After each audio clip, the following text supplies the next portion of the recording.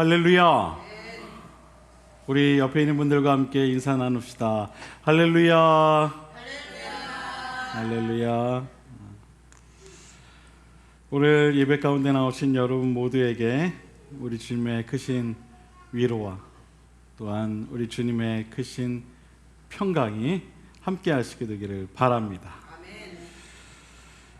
예수님께서 이 땅 위에서의 모든 사역을 마치시고 부활하신 이후에 하나님을 믿는 모든 성도들에게 있어서 가장 기쁘고 감사한 일이 무엇일까 한번 생각을 해봤습니다.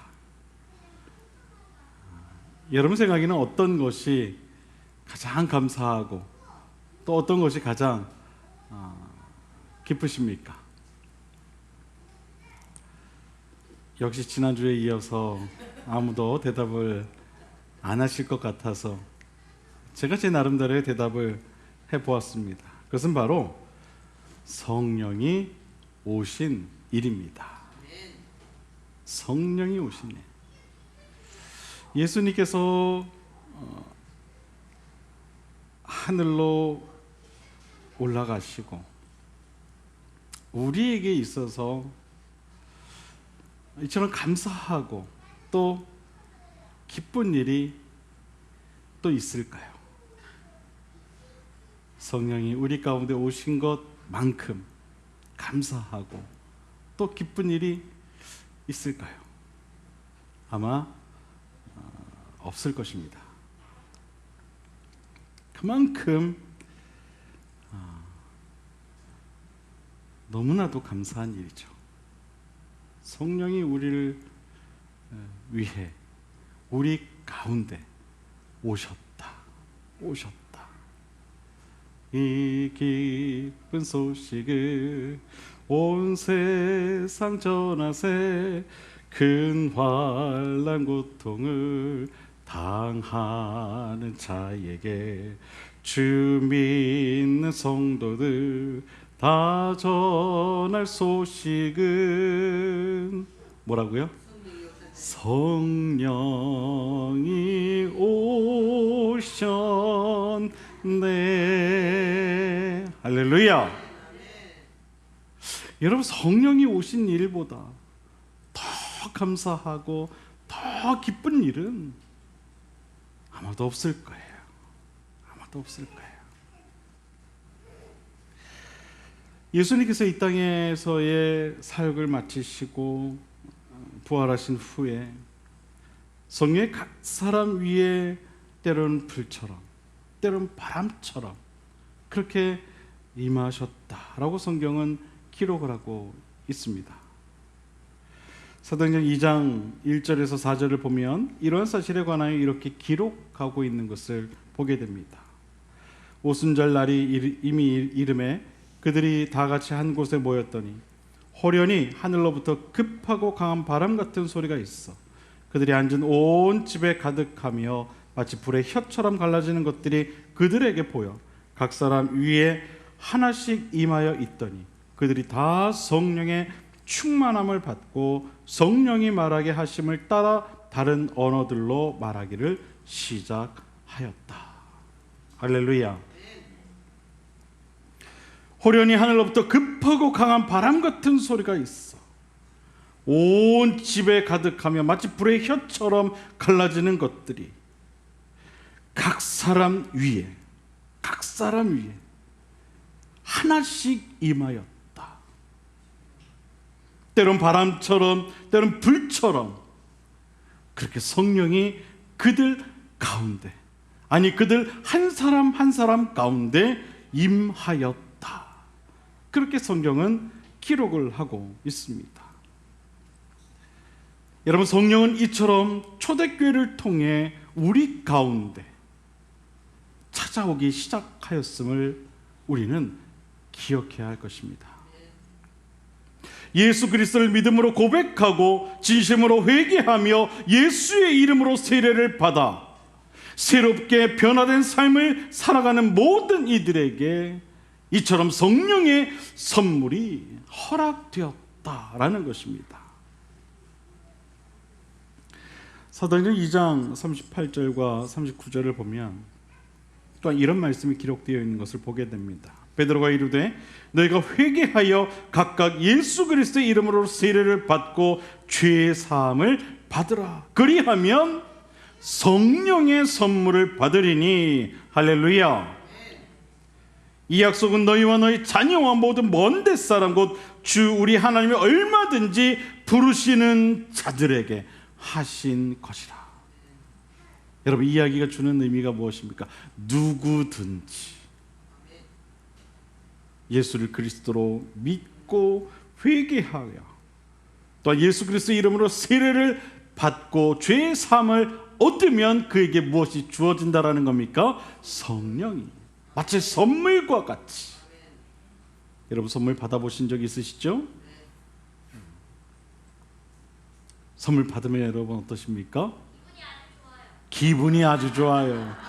아이고, 우리 선영이. 맞아요, 여러분.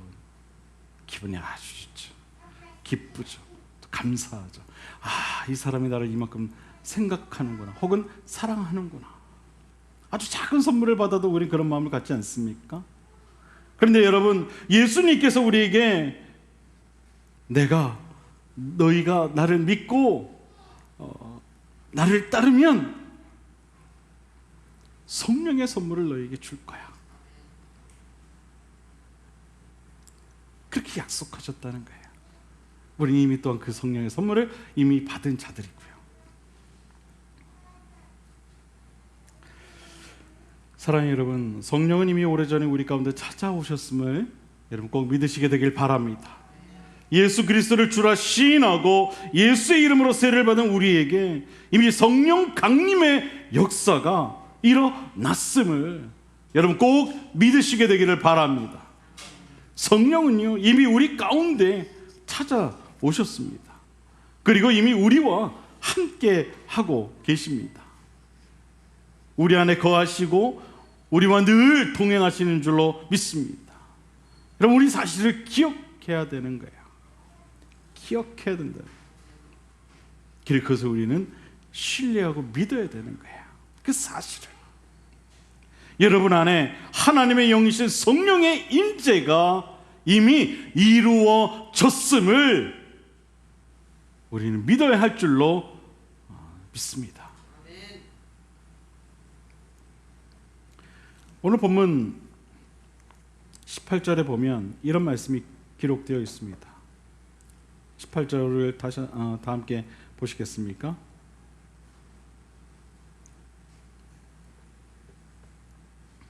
제가 읽어보겠습니다. 내가 너희를 고아와 같이 버려두지 아니하고 너희에게로 오리라. 아멘. 여러분, 성령 강림 사건은 성부와 성자와 성령 삼위일체의 완전하신 하나님께서 우리와 함께 하시겠다고 하는 그런 아주 매우 특별한 약속인 줄로 여러분 믿으시길 바랍니다. 하나님께서 우리 인간과 함께 하시기 위해 매우 특별한 방법으로 우리를 찾아오신 것입니다. 구약시대에는 모든 사람들이 하나님을 만날 수 없었습니다. 사사라든가 제사장과 같은 특별한 사람들만 만날 수 있었는데, 그것도 매우 특별한 장소인 성소라고 하는 아주 작은 공간에서만 만날 수가 있었죠. 그러나 예수님께서 오시면서 이러한 구약시대는 끝이 나게 됩니다. 예수님께서 인간의 모습으로 오셔서 많은 사람들을 만나시고 복음을 가르치시고 몸이 아픈 자들을 고쳐주셨습니다. 그리고 십자가에서 죽으시고 부활하셨습니다. 예수님께서 부활하시면서 한 가지 약속을 하셨는데 바로 성령을 우리에게 보내주시겠다라고 하는 그런 약속이었습니다. 이 약속의 말씀이 바로 오늘 본문의 내용이죠. 내가 너희를 고아와 같이 버려두지 아니할 것이다. 다시 말하면요, 우리를 혼자 두지 않겠다라는 거예요. 이 얘기 무슨 얘기입니까, 여러분? 내가 너희와 항상 함께 할 것이다. 항상 함께 할 것이다. 너희가 무슨 상황에 있든지, 너희가 어떠한 어려운 상황 가운데 있든지 그것과 상관없이 내가 너희와 항상 함께 할 것이다. 할렐루야. 주님의 약속입니다. 살아계신 하나님께서 성령의 임재라고 하는 매우 특별한 방법을 통해 우리와 함께 하시겠다, 그렇게 약속하신 것입니다. 그런데도 불구하고 오늘날 많은 사람들이 성령 강림 사건에 관해 오해해서 성령이 임한 줄 모르고 살아갑니다. 성령은 항상 뜨겁고 뭔가 요란스럽게 임하는 것이라 그렇게 생각을 합니다.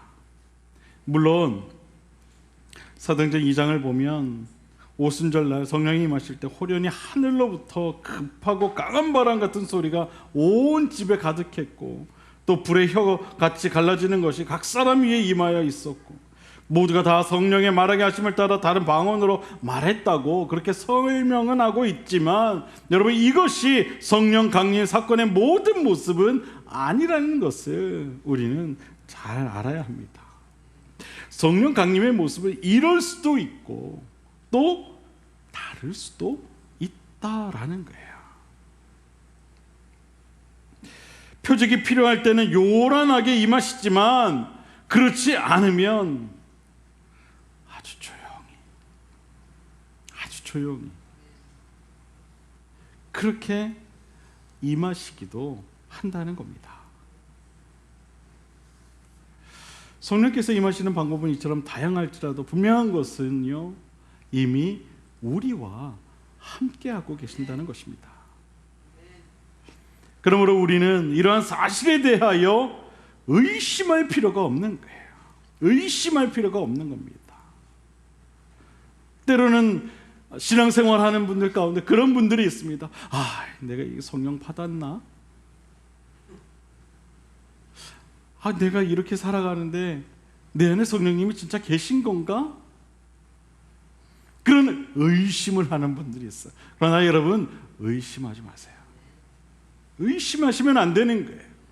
주님의 그 약속의 말씀을 어떻게 되는 거예요? 신뢰하면 되는 거예요. 신뢰하시기 바랍니다. 주님의 그 약속의 말씀을 신뢰하시길 바라요. 성령은 이미 우리를 찾아오셨고, 할렐루야, 하나님의 백성된 우리와 언제나 함께 하시는 줄 여러분 꼭 믿으시게 되길 바랍니다. 믿으시게 되길 바랍니다. 누가복음 11장 13절을 보면 이런 말씀이 있습니다. 너희가 악할지라도 좋은 것을 자식에게 줄 알거든 하물며 너희 하늘 아버지께서 구하는 자에게 성령을 주시지 않겠느냐. 참, 우리 주님 말씀 너무 잘하세요. 어떻게 이런 말씀을 하실 수 있었을까? 너희가 악할지라도 좋은 것을 자식에게 줄 아는데 그 좋으신 하나님께서 너희가 구하면 성령을 주시지 않겠느냐. 당연하다라는 거예요. 사도 바울은 주님의 이 말씀을 바탕으로 에베소에서 만난 요한의 제자들에게 너희가 믿을 때 성령을 받았느냐? 라고 하는 질문을 통해 성령을 예수 믿을 때 받는 것임을 분명히 말하고 있는 것을 보게 돼요. 또한 에베소서 1장 13절과 14절에서도 그 안에서 너희도 진리의 말씀 곧 너희의 구원의 복음을 듣고 그 안에서 또한 믿어 약속의 성령으로 인치심을 받았으니 이는 우리 기업의 보증이 돼서 그 얻으신 것을 속량하시고 그의 영광을 찬송하게 하려 하심이라 라고 말씀하면서 구원받은 자들은 이미 성령을 받았음을 분명히 하고 있는 것을 보게 됩니다. 그러므로 예수 그리스도를 믿는 순간부터 우리는 이미 성령이 내 안에, 할렐루야, 나와 함께 하신다는 것을 믿고 감사하고 날마다 성령의 역사를 체험하며 살아갈 필요가 있는 것입니다. 더 이상 이제는 고아와 같이 혼자 사는 인생이 아니라 언제나 나와 함께 하시는 하나님을 의지하는 삶을 살아야 하는 것입니다. 이것이 성령께서 우리를 찾아오신 이유라는 사실을 우리는 꼭 기억해야 하는 것입니다. 그렇다면 우리는 왜 성령의 역사를 기대해야 하는가? 그것은 바로 성령께서 우리를 도와주시기 때문에 그래요. 도와주시기 때문에 그래요. 본문 16절을 보게 되면 이런 말씀이 나오죠. 내가 아버지께 구하겠으니 그가 또 다른 보혜사를 너희에게 주사 영원토록 너희와 함께 있게 하시리니. 성령께서 우리의 보혜사가 되어 주신다, 그렇게 말을 하고 있어요. 보혜사란 단어는요, 곁에서 돕는 자라는 뜻을 가지고 있어요. 곁에서 돕는 자, 도와주시는 분. 성령은 그런 분이라는 거예요. 우리를 도와주시는 분. 성령님은 영으로 임하셔서 우리와 함께 하시는 분이십니다. 그리고 우리 안에서 우리를 항상 도와주시는 분이십니다. 그러니까 다시 말하면요, 우리를 도와주시기 위해 우리를 찾아오셨다라는 거예요. 로마서 8장 26절에 보면 성령께서 우리를 위하여 말할 수 없는 탄식으로 우리의 연약함을 도와주시고 또한 간구하신다, 그렇게 말씀하고 있는 것을 보게 됩니다. 이와 같이 성령도 우리 연약함을 도우시나니 우리가 마땅히 빌 바를 알지 못하나 오직 성령이 말할 수 없는 탄식으로 우리를 위하여 간구하시느니라. 아멘. 우리의 연약함을 도와주시고 우리를 위하여 말할 수 없는 탄식으로 간구하시는 분. 사랑하는 여러분, 성령께서는 우리의 연약함을 도와주시기 위해 우리를 찾아오신 분이신 줄 여러분 꼭 믿으시게 되기를 바랍니다. 그것도 우리를 위해 말할 수 없는 탄식으로 그렇게 우리를 도와주시고 간구하시는 분이신 줄 여러분 꼭 믿으시게 되길 바랍니다. 우리 이 사실을 잘 알아야 합니다. 인생을 살아가면서 찾게 되는 수많은 그 문제에 대한 해답들을 여러분 다른 데서 찾을 것이 아니라 말할 수 없는 탄식으로 우리를 위하여 간구하시는 성령님을 통해 찾아야 하는 것입니다. 사랑하는 여러분, 항상 우리를 도우시는 성령님의 그 도우심을 여러분 꼭 기억하시게 되기를 바랍니다. 그리고 삶의 문제 앞에 서게 되었을 때 다른 곳에서 그 문제 해결책을 찾는 것이 아니라 성령님을 통해 찾게 되는 저와 여러분의 신앙이 될 수 있게 되기를 바랍니다. 마지막으로 성령 강림이 주는 유익은 바로 성령께서 우리의 구원의 완성을 이루어 주시기 때문입니다. 여러분, 구원은 어떤 것이다 라고 제가 여러분에게 말씀드렸죠. 구원은 이루어가는 것이다.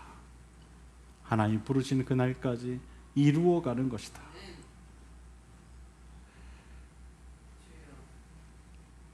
로마서 8장 3절에서 6절까지 말씀을 보면 이런 말씀이 나옵니다. 율법이 육신으로 말미암아 연약하여 할 수 없는 그것을 하나님은 하시나니 곧 죄로 말미암아 자기 아들을 죄에 있는 육신의 모양으로 보내어 육신의 죄를 정하사 육신에 따르지 않고 그 영을 따라 행하는 우리에게 율법의 요구가 이루어지게 하려 하심이니라. 아멘. 여러분, 우리가 성령의 도우심을 받아야 할 이유가 여기에 있습니다. 성령께서 우리에게 세상을 살아갈 지혜를 주시기 때문입니다. 뿐만 아니라 하나님의 뜻을 쫓아 살아가도록 우리를 인도하시기 때문입니다. 누가복음 4장 18절과 19절을 보면 이런 말씀이 나옵니다. 주의 성령이 내게 임하셨으니 이는 가난한 자에게 복음을 전하게 하시려고 내게 기름을 부으시고 나를 보내사 포로된 자에게 자유를 눈먼 자에게 다시 보게 함을 전파하며 눌린 자를 자유롭게 하고 주의 은혜의 해를 전파하게 하려 하심이라 하였더라. 아멘. 여러분, 우리가 하나님께 쓰임 받으려면 어떻게 해야 하는가? 먼저 하나님께 쓰임 받는 방법을 알면 되는 거예요. 어떻게 하면 내가 하나님께 쓰임 받을 수 있는가? 그 방법을 알면 되는 거예요. 그러기 위해서는 반드시 하나님께 쓰임 받으려는 낮은 자세를 먼저 가져야 하는 것이죠. 내가 먼저 무엇을 어떻게 하겠다고 나서지 않고 하나님, 제가 여기 있습니다. 제가 무엇을 해야 할까요? 저를 사용해 주세요. 그 방법을 알려주세요. 라고 말하면서 겸손하게 쓰임 받는 그런 자의 자세를 가져야 하는 거예요. 주님, 내가 여기 있사오니 나를 보내소서. 나의 마음 나의 몸 주께 드리오니 주 받으옵소서. 주님, 내가 여기 있사오니 나를 써 주소서.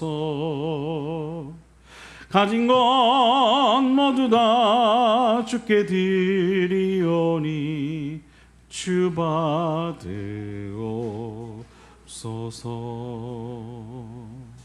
아멘. 우리 때때로 하나님의 일을 하는 데 있어서 성령님보다 앞서가려 할 때가 있어요.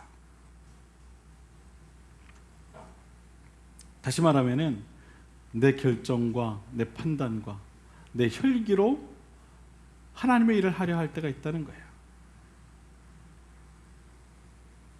성령의 생각보다 내 생각이 앞서서는 안 되는 거예요. 할렐루야. 성령의 하시는 말보다 내 입술의 말이 앞서서는 안 되는 거예요. 성령의 결정보다 내 결정이 앞서서도 안 되는 거예요. 사도행전을 보면은요, 사도 바울이 어떻게 성령의 인도하심을 받았는가 우리가 잘 알 수가 있죠. 그가 소아시아로 복음을 전파하고자 했을 때 하나님은 그로 하여금 그 발걸음을 멈추게 하셨어요.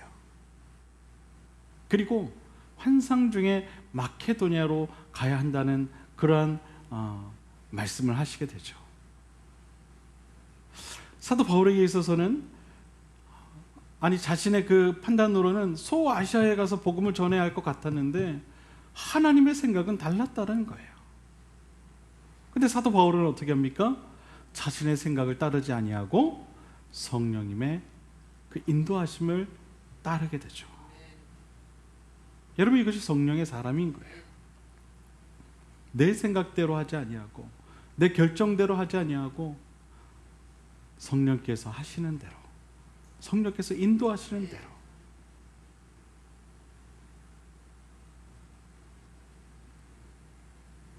만약 여기서 사도 바울이 하나님의 인도하심을 따르지 않고 자신의 생각대로 소아시아로 발걸음을 옮겼다면 어떻게 되었을까? 하지만 사도 바울은 자신의 생각을 따르지 않고 하나님께서 환상 중에 보여주셨던 마케도니아로 자신의 발걸음을 향했음을 우리는 잘 알고 있어요. 여러분, 무슨 일을 하든 내 생각대로 그렇게 행하지 마시기를 바랍니다. 모든 일이 내가 하려고 할 때 앞이 캄캄할 수밖에 없는 거예요.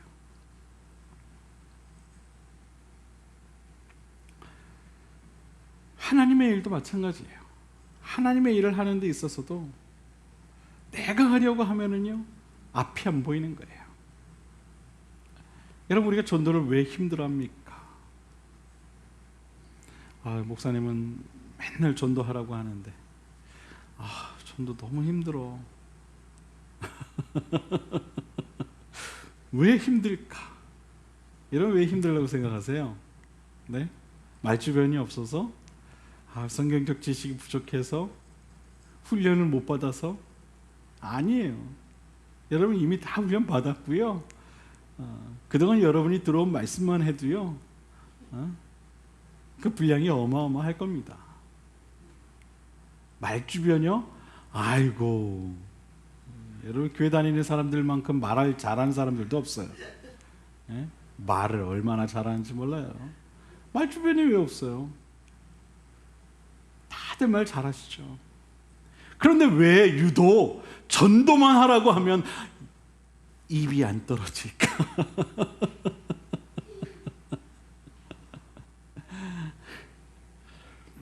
여러분, 전도가 어려운 이유는요, 다른 데 없어요. 내가 하려고 하기 때문에 그런 거예요. 내가 하려고 하니까 힘든 거예요. 여러분, 전도는요, 내가 하는 게 아니에요. 여러분, 사도 바울이 복음을 전하는 일을 자기가 하는 일이라고 생각을 했다면 여러분, 마케도니아로 갔겠습니까? 소아시아로 갔겠죠.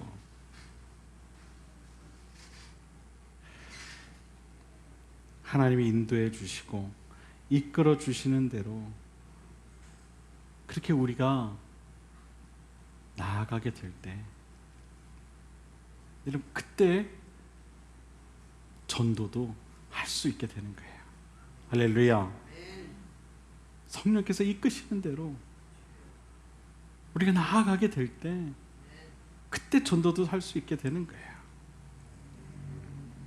그때 우리의 이 마음과 생각을 통해 성령께서 해야 할 말들을 기억나게 할 것이고, 그 영혼에게 필요한 하나님의 말씀을 선포하게 하실 거예요. 그게 성령의 역사거든요. 그게 내가 하려고 하니까 힘든 거예요. 성령의 인도하심을 따라 전도하실 수 있게 되기를 바랍니다. 모든 하나님의 일들을 그처럼 성령의 인도하심을 따라 하시게 되기를 바랍니다. 아멘. 사랑하는 여러분, 우리 모두는 성령과 동행하는 성도가 되어야 한다는 사실을 여러분 꼭 기억하시게 되기를 바랍니다. 한 여론조사 기관에서 조사한 바에 의하면 미국 교회는요, 매 주일 많은 사람들이 출석은 하고 있지만 그 중에 50%는요 구원의 확신이 없다고 합니다. 그리고 그 중에 또 95%의 신자는요 성령의 인격과 사역의 내용을 모르고 있으며, 단 미국 신자 2%만이 구원의 확신과 전도의 필요성을 느끼고 있다고 해요. 단 2%만이. 이것은 우리 한국 교인들도 아마 마찬가지일 거예요. 물론 그 비율은 조금 다를지 몰라도 아마도 대부분의 사람들이 구원의 확신도 없이 교회에 다니고 있을 것이에요. 그리고 또 성령에 대해 모르고 그렇게 교회 다니고 있을 거예요. 어떻게 해야 성령을 받게 되고, 어떻게 해야 성령과 동행하며, 어떻게 해야 성령과 함께 동역해야 하는지를 잘 모르고 교회에 다니고 있을 것이다 라는 것이죠. 그저 성령은 성령이고 나는 나라고 하는 그런 분리된 신앙생활을 하고 살아가고 있을 것이다 라는 것입니다. 사랑하는 여러분, 예수님께서 유대 땅에 찾아오셨지만 자기 백성 유대인들은 예수님에 대해 무관심하고 또 예수님을 배척했어요. 만약 우리도 이와 같이 우리와 이미 함께하고 계신 성령님에 대해 무관심하다면, 예수님을 믿는 자녀일지라도 구원의 기쁨과 구원의 감사와 구원의 풍성함을 결코 누리지 못하고 말 것입니다. 바라기는 우리 모두가 성령이 이미 나에게 찾아오셨다는 이 놀라운 사실 앞에서 매사에 성령님을 의지하고 성령님과 함께 동행, 동역함으로 은혜와 승리의 풍성함을 누리는 그러한 저와 여러분 모두가 될 수 있게 되기를 바랍니다. 여러분, 우리는 이미 성령의 사람들이에요. 옆에 있는 분들에게 그렇게 이야기합시다. 당신은 성령의 사람입니다. 당신은 성령의 사람입니다. 할렐루야. 성령의 사람은 거룩한 사람을 말하겠죠. 거룩한 성령의 사람의 마음은 예수 그리스도의 마음을 닮은 그런 사람입니다. 그 마음에 예수의 마음이 품어져 있다는 거예요. 예수의 마음이. 여러분, 예수의 마음은 세 가지로 요약할 수 있는데 빌립보서 2장 5절 이하를 보면 이런 말씀을 기록되어 있는 것을 보게 돼요.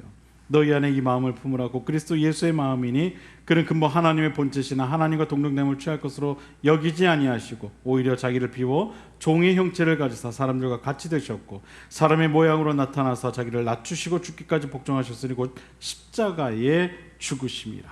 아멘. 예수의 마음은 먼저 자기를 비우는 마음이에요. 그리고 자기를 낮추는 마음이고, 그리고 마지막으로 하나님께 복종하는 마음이에요. 여러분, 이것이 바로 예수의 마음이에요. 예수의 마음은 뭐라고요, 여러분? 자기를 비우는 마음이다. 따라해 보겠습니다. 자기를 비우는 마음이다. 그리고 자기를 낮추는 마음이다. 그리고 하나님께 복종하는 마음이다. 자기를 비우는 마음과 자기를 낮추는 마음과 그리고 하나님께 복종하는 마음, 저는 여러분의 마음이 이와 같은 예수님의 마음이 다 될 수 있게 되기를 바랍니다. 우린 먼저 나를 비워야 돼요. 그리고 무슨 일을 하든 나를 낮춰야 돼요. 나를 드러내서는 안 된다는 거예요. 그리고 하나님께 복종하는 마음을 가져야 되는 거예요. 우리 이런 마음을 통해 예수의 마음을 품고 성령의 사람으로 그렇게 살아가야 하는 것입니다. 이사야서 11장 2절을 보면 이런 말씀이 있어요. 그의 위에 여호와의 영 곧 지혜와 총명의 영이요 모략과 재능의 영이요 지식과 여호와를 경외하는 영이 강림하시리니. 아멘. 성령은 하나님의 영이시죠. 하나님의 영이신 성령은 지혜와 총명의 영이세요. 그러므로 성령의 사람은 곧 지혜로울 수밖에 없는 거예요. 이 말은 거룩한 성령의 사람은 결론적으로 어떻다는 게 지혜로울 수밖에 없다는 거예요. 지혜로울 수밖에 없어요. 여러분, 성령 충만한 분들의 여러분 눈빛을 한번 보십시오. 어떤지 아십니까, 여러분? 눈빛이요, 반짝반짝반짝반짝반짝반짝. 예? 달라요, 여러분. 이게 교만해서 반짝반짝반짝하는 게 아니고요. 하나님의 영으로 충만해서요. 모든 것을 바라보게 될 때 주님의 마음으로 바라보게 되니까 눈이 어떻게 반짝반짝반짝반짝. 저는 여러분들의 눈이요, 맨날 이렇게 뭔가 이렇게 뭘 이렇게 흐리멍텅하지 않고 그냥 반짝반짝반짝반짝. 할렐루야. 예수의 마음을 품으면 그렇게 되는 거예요. 예수의 마음을 품으면. 왜냐하면 성령은요 지혜의 영이시거든요. 총명할 수밖에 없는 거거든요. 그러니까 그 눈빛이 달라질 수밖에 없는 거예요. 제가 다음 주부터 보겠습니다. 여러분들 눈빛이 어떻게 변했는가. 네. 여러분, 세상의 것들을 바라보면요 눈이 이렇게 될 수밖에 없어요. 휘봉통. 네, 성령 충만함.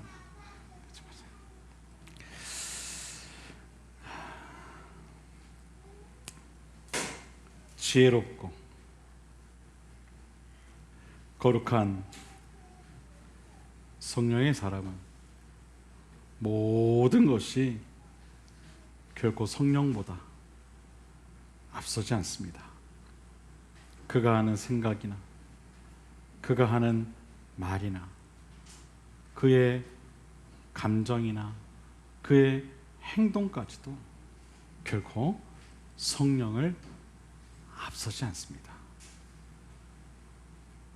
저는 우리 그림교회 성도님들이 모두 이와 같게 되기를 바랍니다. 지혜로운 거룩한 성령의 사람들이 다 되시게 되기를 바랍니다. 그래서 모든 일에 있어서 어떠한 경우에도 성령보다 앞서지 않게 되기를 바랍니다. 이 시간 우리 마지막으로 옆에 있는 분들에게 그렇게 이야기하겠습니다. 당신은 지혜로운 성령의 사람입니다. 또 한 번 더 이렇게 인사하겠습니다. 성령보다 앞서지 않기를 바랍니다.